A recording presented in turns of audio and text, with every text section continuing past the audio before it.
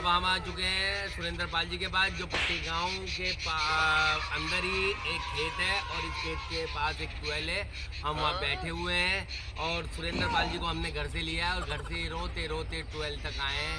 आज ये बहुत रोए हैं, क्यों रोए हैं जानते हैं इनसे। रोने की वजह इन्होंने जो बताई अपनी, वो ये बताई है कि जो है मैं जो ईरान के ऊपर हमला हो रहा है, इतना कमज़ोर देश है, इतना ऐसा देश है, इतना गरीब देश है, उसकी वजह से रो रहा हूँ। वहाँ की जनता का क्या हाल हो रहा होगा, क्योंकि ईरान के पास राइफल जो हैं वो बहुत कम है, मिसाइल बम है वो बहुत कम है, लड़ाकू विमान कुछ नहीं है, इनके पास लड़ने के लिए सेना नहीं है। और अमेरिका के पास सब कुछ है, खूब ताकत है, सेना है, लड़ाकू विमान है, बम है, मिसाइल है, सब कुछ है अमेरिका के पास और ईरान के पास कुछ नहीं है। लेकिन फिर भी वो युद्ध कर रहा है। और हमारे सुरेंद्र पाल जी कहते हैं कि मैं जो गरीबों का साथ देता हूँ, ईरान कमज़ोर देश है, मैं उनका साथ दूंगा और उस युद्ध में मैं खुद जाऊंगा लड़ाई लड़ने के लिए। और मैं बम के आगे आ जाऊंगा, उनकी रिफाइल के आगे आ जाऊंगा, उनके मिशन के आगे आ जाऊंगा, उनकी फ़ौज के आगे आ जाऊंगा और मैं मर मिटने को तैयार हूँ और अपना जीवन पूरा दांव पे लगाने के लिए आज उन्होंने ट्वेल्व के पास बैठ के ट्वेल्व और खेतों की कसम खाई है कि मैं पूरे युद्ध को हल्के में नहीं लेने वाला और ईरान को जिता के दम लूंगा। तो आइए जानते हैं ईरान के लिए इतनी हमदर्दी क्यों है हमारे सुरेंद्र पाल जी को। ये समझते हैं इनसे, सिर्फ सुरेंद्र पाल जी से। हम ईरान की लिया दिल जान से ज़्यादा मोहब्बत करते हैं। तय हमारी जान क्यों ना चली जाओ, मैं गाड़ी में रहा बिल्कुल गोली खामा उनके ऊपर में जी। ठीक है, ये कह रहे हैं मैं अमेरिका के बम के आगे आ जाऊंगा और मैं अपने आप को समर्पित कर दूंगा, उनका एक बम, उनकी रिफाइल और उनके लड़ाकू विमानों को तहस नहस कर दूंगा। तो देखते हैं एक छोटे से गांव में रहने वाले एक हल्के फुल्के से आम नागरिक अमेरिका से कैसे पंगा लेते हैं और ईरान की कैसे सपोर्ट करते हैं। ईरान को बचाने वाला अगर कोई होगा, ईरान अगर इस लड़ाई में बच जाता है तो उसके मसीहा हमारे सुरेंद्र पाल जी रहेंगे। और इनका सबसे बड़ा योगदान, इनको मोटिवेशन करने वाला बड़ौद का अरुण जैन है। अरुण जैन जी के लिए तालियां हो। हाँ सुरेंद्र पाल जी बताइए, आपको मोटिवेट किससे किया है पीछे से पब्लिक ने दिया है कि आज ही पब्लिक हमारे पिछली तरफ है, हम गाड़ी में चले ने हमने कह दिया शांत रहो, लड़ाई ना करो, प्यार मोहब्बत तो लगी है जी, इससे ज़्यादा वो नहीं होना चाहिए। तो जान क्यों ना चली जाओ हमारी, हम उनके लिए तैयार हैं। लेकिन अमेरिका तुम्हारे इन प्यार मोहब्बत की बातों को नहीं मानने वाला, क्योंकि वो प्यार मोहब्बत की बातें नहीं समझता। उसके पास ताकत है, उसके पास बम है, हथियार है, लड़ाकू विमान है, उसके पास सेना है, ताकत ही ताकत है। कैसे लड़ेगा, कैसे लड़ोगे तुम उन सबसे। लेकिन सुरेंद्र पाल जी ने आज हमारे लिए फैंटा मंगाई है, 12 पे बैठ रहे हैं। वो कह रहे हैं शायद ये हमारे जीवन की आज लास्ट फैंटा हो, अब मैं अपने देश के लिए मरने और मिटने जा रहा हूँ। क्या पता इसके बाद फैंटा मिले ना मिले और इसके बाद ये गांव देखने को मिले ना मिले, ये मिट्टी, ये खेत, पता नहीं मैं जीऊँ कि नहीं जीऊँ। लेकिन अब मैं आज रात 9 बजे ये ईरान के लिए निकल जाएंगे और अकेले बिना बम, बिना हथियार, बिना चाकू और बिना सब कुछ लिए, सब कुछ ये आज ईरान की सपोर्ट करने के लिए चले जाएंगे। इसलिए जनता को आखिरी फैंटा सुरेंद्र पाल जी की तरफ से।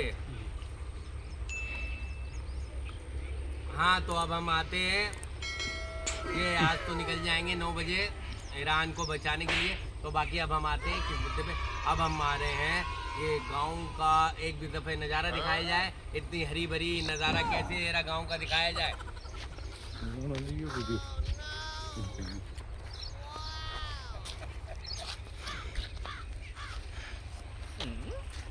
इधर आ जाइए, इधर आ जाओ। हाँ, ये खेत इतने हरे भरे क्यों हैं, ये एक के खेतों में इतनी अच्छी फसल क्यों आ रही है। ये बिजली की सप्लाई देखी आपने, ये अच्छी सड़कें देखी, इतनी बेहतरीन साफ सुथरी सड़कें क्यों आ रही हैं, क्योंकि ये सब सुरेंद्र पाल जी की देन है। क्योंकि खेतों को बीज, पानी, जल, बिजली पूरे गांव को यही देते हैं। तो अब हम जानते हैं इस चीज़ को कि आखिर अब पूरा गांव अपने आप को कैसे संभालेगा। आज ये रात को 2 बजे गांव छोड़ के ईरान की रक्षा करने के लिए चले जाएंगे। तो जब तक ये पूरा गांव अपने आप को संभालेगा, मेंटेन करेगा, अब इनका भगवान मालिक है कि गांव में खेतों में पानी, बिजली, खाद और अन्न और यहाँ का चूल्हा, सड़कें कैसे बनेंगी, अब तो इस बारे में भगवान ही जाने कैसे क्या कुछ होगा।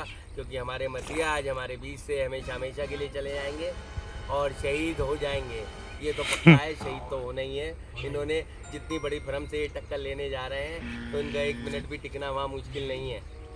ठीक है, अब हम जानते हैं कि इन गाँव वासियों का क्या होगा जब सुरेंद्र पाल जी हमारे बीच नहीं रहेंगे और हमारे देश, हमारे गांव से हमेशा हमेशा के लिए चले जाएंगे। तो क्या होगा इन गांव वासियों का, जानते हैं हम सुरेंद्र पाल जी से।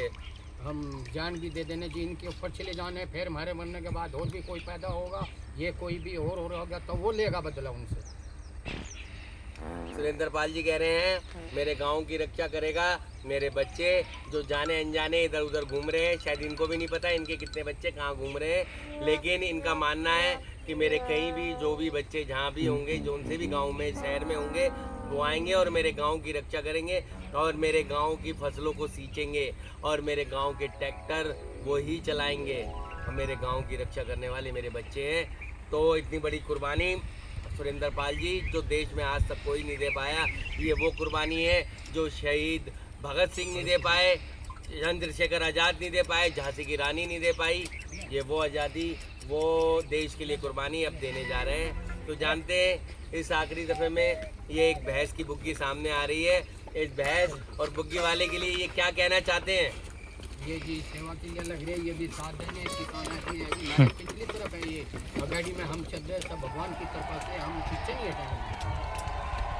ठीक है, क्योंकि भैंसों का दूध ये पी पी के बड़े हुए हैं और इन भैंसों के लिए इनकी बहुत सारी यादें थी। अभी आपने देखा एक भैंस रोती हुई, भैंसा रोता हुआ इनके आगे से गुजरा होगा। कैमरे में भी आपने देखा है, उसकी आँख के आंसू शायद आप नहीं देख पाएंगे क्योंकि ये आंसू बहुत सूक्ष्म रूप से बड़े गहरे होते हैं। तो इन आंसुओं की कीमत सिर्फ वो ही जानता है जो इस देश के अंदर दुखी है। जो रो सकता है वो दूसरे के आंसू देख सकता है, जो नहीं रो सकता वो दूसरे के आंसू नहीं देख सकता।